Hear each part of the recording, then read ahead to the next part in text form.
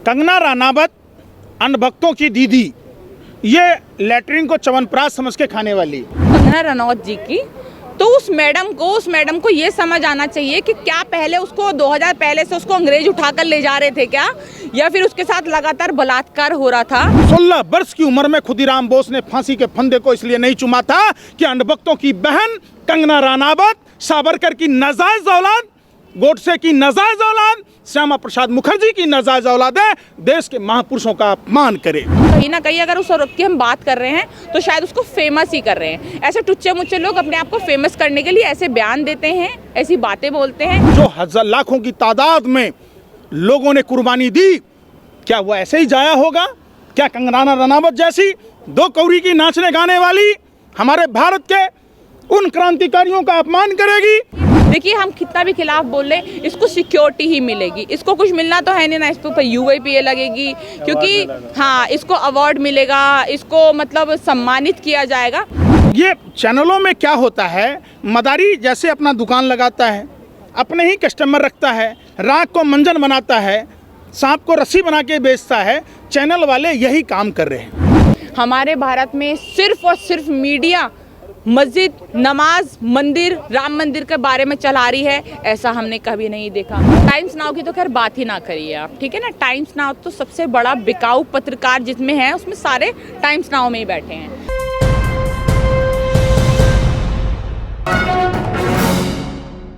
कंगना रनौत का एक वीडियो आज सुबह से 25-30 सेकंड का है, बड़ा वायरल हो रहा है। आज़ादी को उधार का है, उधार की आज़ादी।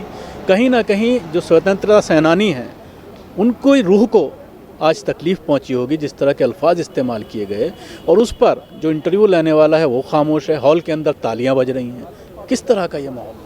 कंगना रनावत अंधभक्तों की दीदी, ये लैटरिन को च्यवनप्राश समझ के खाने वाली। ये समझिए, भाजपा ने Y+ सुरक्षा दी, भाजपा ने पद्मश्री दिया। मतलब देश की जनता को जागना होगा, नींद से जागना होगा, जाति धर्म के बंधनों से दूर होकर सोचना होगा। शहीदों का अपमान नहीं सहेगा हिंदुस्तान। 16 वर्ष की उम्र में खुदीराम बोस ने फांसी के फंदे को इसलिए नहीं चुमा था कि अंधभक्तों की बहन कंगना रनावत, सावरकर की नाजायज औलाद, गोडसे की नाजायज औलाद, श्यामा प्रसाद मुखर्जी की नाजायज औलाद है, देश के महापुरुषों का अपमान करे। ये वो लोग हैं, ये सावरकर के दल्ले भरवे लोग हैं, जो लोग सावरकर का जीजा और फूफा नहीं लगता था गोरे अंग्रेज, जो 60 रुपया महीना पेंशन देता था। कौन है कंगना रनावत? हीरोइन लेने वाली, चरस सूंघने वाली नशेरी, जो खुद स्वीकार किया था। सरकार उसको सजा देने के बजाय चाहिए प्रधानमंत्री को स्पष्टीकरण देना होगा। भाजपा RSS के नेताओं को क्या भगत सिंह की कुर्बानी, चंद्रशेखर आज़ाद की कुर्बानी, ठाकुर रोशन सिंह की कुर्बानी, महात्मा गांधी की, सुभाष चंद्र बोस की कुर्बानी बेकार थी? जो हजार लाखों की तादाद में लोगों ने कुर्बानी दी, क्या वो ऐसे ही जाया होगा? क्या कंगना रनावत जैसी दो कौड़ी की नाचने गाने वाली हमारे भारत के उन क्रांतिकारियों का अपमान करेगी? ये अपमान नहीं सहेगा हिंदुस्तान। प्रधानमंत्री को जवाब देना होगा और उन्हें पद्मश्री वापस लेना चाहिए इन नपुंसक हिजरों को जो देश के महापुरुषों का अपमान करता है। 2014 के बाद आज़ादी मिली है देश। 2014 के बाद ही तो सूरज आया है, चांद आया है, ये पृथ्वी आया है। 2014 में ही तो नरेंद्र मोदी जन्म लिए। इनके पिता भी कांग्रेसी थे, पिताजी को चाय की दुकान भी कांग्रेसी ने दिया। तो कांग्रेस के बहाने आप क्या खुदीराम बोस, भगत सिंह, चंद्रशेखर आज़ाद, बटुकेश्वर दत्त, सुखदेव और राजगुरु की अपमान करेंगे? ये झूठी आज़ादी है। उस पर हॉल में तालियां बजती हैं और एंकर कुछ नहीं बोलता। एंकर को चाहिए ये था कि उसको पूरी तरह से घेरना चाहिए था, उसे उसकी औकात बतानी चाहिए थी और माफ़ी मंगवानी चाहिए थी। देखिए, अजीब विडंबना है, जिस श्यामा प्रसाद मुखर्जी को देश का हीरो बताया जाता है, श्यामा प्रसाद मुखर्जी देश का गद्दार था। 1941 में बंगाल प्रांत में मुस्लिम लीग के फजाहुल हक के साथ सरकार बनाया। 42 में भारत छोड़ो आंदोलन को कुचलने के लिए गोरे अंग्रेजों को चिट्ठी लिखा। उसी के एवज में गार्ड की नौकरी मिली। जिस सावरकर को ये 18 अमन चोपड़ा का एक शो चल रहा था, 6 पैनलिस्ट बैठे थे। ये चैनलों में क्या होता है, मदारी जैसे अपना दुकान लगाता है, अपने ही कस्टमर रखता है, राख को मंजन बनाता है, सांप को रस्सी बना के बेचता है। चैनल वाले यही काम कर रहे हैं। समझिए, 1857 को 10 मई को सिपाही विद्रोह हुआ। अमन चोपड़ा जैसा पत्रकार जो सरकार की दलाली और भरवागिरी करता है, वो कहता है कि ये 1857 के नायक थे। मैंने तो महाभारत देखी है साहब सीरियल में। महाभारत में द्रौपदी के सुभद्रा के गर्भ में अभिमन्यु था। अर्जुन कथा सुना रहा था तो उसने चक्रव्यूह के बारे में सुन ली, तो अभिमन्यु को पता था। 28 मई 1883 को सावरकर का जन्म हुआ, यानी 26 साल 18 दिन ये तो पेट में भी नहीं था, तो ये नायक कैसे हो गया? ये मीडिया जो भारत की मीडिया है, ये बात कानपुर और करनाल की नहीं करती, ये बात करती है काबुल की, कंधार की। इनको कहिए इंदौर की बात करने के लिए तो इस्लामाबाद पहुंच जाती है। इस्लामाबाद में, कराची में किस बेड पर दाऊद है ये पता होता है, लेकिन यहाँ एसएससी जीडी के छात्र 9 महीने से सड़कों पर हैं। हमारे देश की मीडिया के पत्रकारों को नहीं पता चलता है। ये हमारे किसान जो बैठे पड़े, जो असम के लोग सीए एनआरसी के द्वारा, ब्रह्मपुत्र नदी के कटाव के द्वारा जो विस्थापित हैं, उनके पुनर्वास की बात नहीं करती। जैसे कोसी में कटाव होता है, बिहार के कोसी में, ऐसे ही ब्रह्मपुत्र नदी में कटाव के कारण जो लोग वहाँ विस्थापित हैं, उनके पुनर्वास की बात नहीं करती। देश के मीडिया को जब प्रधानमंत्री आवास के चंद कदमों की दूरी पर खोरी गांव, जहां मजदूर वर्ग के लोगों ने अपना पेट काट कर 2 रुपया 4 रुपया जमा करने के बाद खोरी गांव में ज़मीन खरीदा था, ये मोदी की निकम्मी निठल्ली क्रूर और जुल्मी सरकार ने पानी बिजली काट कर खोरी गांव पर बुलडोजर चला दिया। उनके पुनर्वास की बात नहीं करती। ये रहा सूरजकुंड, वहाँ नहीं पहुँचता। हरियाणा में भाजपा की सरकार, केंद्र में भाजपा की सरकार, दिल्ली का लेफ्टिनेंट गवर्नर भाजपा के। तो ये जो नया इतिहास लिखा जा रहा है, यही तो पसंद है भक्तों को। नहीं, देश जब आज़ादी की लड़ाई लड़ रहा था, उस समय भी सावरकर, श्यामा प्रसाद मुखर्जी, हेडगेवार, गोवलकर जैसे देश के गद्दार लोग थे, जो जब नेताजी सुभाष, उनको तो हीरो बना रहे हैं सब। जो माफ़ी मांगा हो गया वीर, और जो सलवार पहन के भाग गया हो गया अमीर, और जो 5 लाख का बूट 10 लाख का सूट पहनता हो गया फकर फकीर। कुर्बानी जालियांवाला बाग में 1200 सिख समुदाय के लोगों ने के ऊपर में नरसंहार हुआ साइमन कमीशन के विरोध में। 2000 से 2500 लोगों के ऊपर लाठीचार्ज हुए। तो देश के कौन हुए? देशभक्त हैं कि गद्दार हैं? उनको खालिस्तानी कहा जा रहा। समझो, इतिहास को पलटा जा रहा है। इतिहास तो इन्होंने बनाया नहीं। इनको तो अगर इतिहास बनाने की बात होती तो जसोदाबेन से गले मिलते ना, बच्चे पैदा करते, इनका भी एक इतिहास बनता कि नरेंद्र मोदी जी के लड़के थे, नरेंद्र मोदी जी को 2 पोते थे, 1 पोती थी।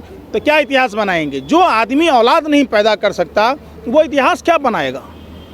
कोरा बकवास है। टाइम्स नाउ की तो खैर बात ही ना करिए आप, ठीक है ना। टाइम्स नाउ तो सबसे बड़ा बिकाऊ पत्रकार जिसमें है, उसमें सारे टाइम्स नाउ में ही बैठे हैं। और अगर हम बात करते हैं यहाँ पर कंगना रनौत जी की, तो उस मैडम को ये समझ आना चाहिए कि क्या पहले उसको 2000 पहले से उसको अंग्रेज उठाकर ले जा रहे थे क्या, या फिर उसके साथ लगातार बलात्कार हो रहा था। मतलब वो आज़ाद अपने आप को कहाँ नहीं मान रही थी, कहाँ वो आज़ाद नहीं थी। आप लगातार जो अभी जैसे हैं आप वैसे ही रह रहे थे, वैसे ही जी रहे थे। शायद 2014 से पहले उसको दुख की 1-2 फिल्म मिल भी रही होगी अच्छी खासी। 2014 के बाद तो शायद वो भी बंद हो गई होगी। 4-5 साल से तो हमने इसकी वो भी फिल्में नहीं देखी।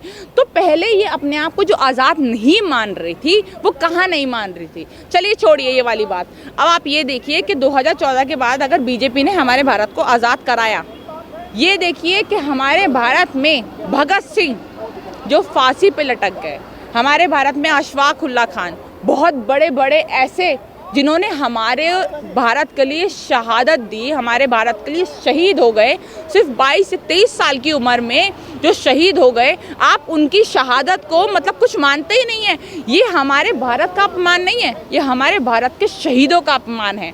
ये कोई वाहवाही नहीं है। आपको इस पर सवाल इसलिए नहीं उठाने चाहिए कि 2014 के बाद इसने बोला कि मोदी अच्छा हो गया या फिर योगी अच्छा हो गया।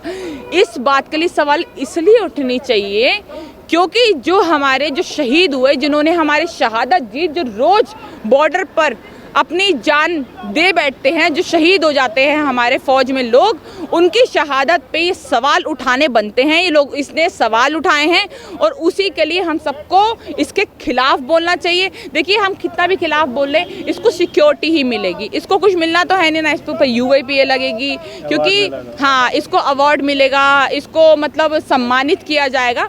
तो अगर हम भारत में ऐसे लोगों से लड़ने के लिए अभी निकल रहे हैं तो शायद हमें नहीं निकलना चाहिए और ना ही उस औरत की बात करनी चाहिए। तो कहीं ना कहीं अगर उस औरत की हम बात कर रहे हैं तो शायद उसको फेमस ही कर रहे हैं। ऐसे टुच्चे मुच्चे लोग अपने आप को फेमस करने के लिए ऐसे बयान देते हैं, ऐसी बातें बोलते हैं, और अगर हम उनकी बात कर रहे हैं तो शायद वो कहीं ना कहीं फेमस हो रही है, वो चर्चाओं में आ रही है। तो हमें यही नहीं करना है, क्योंकि ऐसे लोगों से अभी नहीं लड़ा जा सकता जब तक BJP सरकार है। अगर लड़ना है तो BJP सरकार को पहले हटाइए हमारे भारत में से और हमारे UP से, तभी हमारे भारत में ऐसे लोगों पे सवाल उठेंगे और उनके साथ कुछ ना कुछ जो है जो कानूनों का एक तरीके से उपयोग है उन लोगों पे होगा। तो UAPA में जैसे हम जैसे लोग जो है, जो UAPA में जेल में सजा काटते हैं, खालिद सैफी जैसे लोग जो है, उमर खालिद जैसे लोग जो है जो UAPA में सजा काट रहे हैं, वो लोग उस टाइम जेल में नहीं होंगे। ये कंगना रनौत, कपिल मिश्रा और ये जो इनकी प्रज्ञा ठाकुर है, ऐसे लोग UAPA के केस में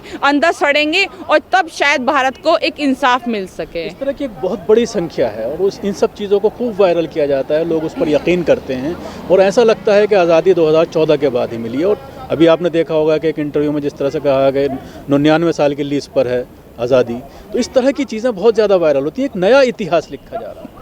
नया इतिहास लिखा तो जा रहा है, ये तो खैर सच बात है। भारत में लगातार मॉब लिंचिंग हमने देखी, वो कभी नहीं हुई है इतनी। जितना दलितों की बच्चियों के साथ बलात्कार हो रहे हैं वो हमने कभी नहीं देखे हैं। हमारे भारत में हमारे गृह मंत्री करंट दबाने की, करंट वाली बात कर रहे हैं, शाहीन बाग में करंट की बात कर रहे हैं, वैसा हमने कभी नहीं देखा। हमारे भारत में सिर्फ और सिर्फ मीडिया मस्जिद, नमाज, मंदिर, राम मंदिर के बारे में चला रही है, ऐसा हमने कभी नहीं देखा। तो ये सब जो चीज़ें हैं, ये मनुस्मृति जैसी बुक जो है उसी तरह की चीज़ों में लिखी जाएंगी और इन पर कालिद पोती जाएगी। ये इतिहास है हमारी आने वाली जनरेशन, जब BJP सरकार चली जाएगी और जब हमारी आने वाली दूसरी सरकारें होंगी तो इन्हीं लोगों पर कालिद पोती जाएगी।